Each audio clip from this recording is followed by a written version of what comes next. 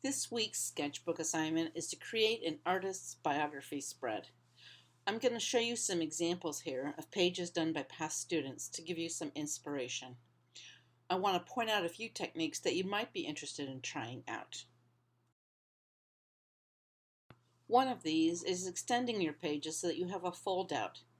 Cut some paper that's similar in weight to your sketchbook pages and overlap the pages by about a half an inch or so, and then fold it in accordion style.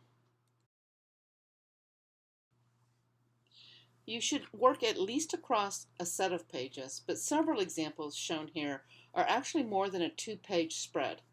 You can make this extend over another set of pages if you'd like.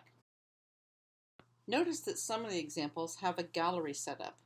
As the page folds out, there are images on each section. Another idea is to add a mini book inside the sketchbook page, either by adding a pocket so you can take the little book out and look at it, or by finding another way to attach it to the page.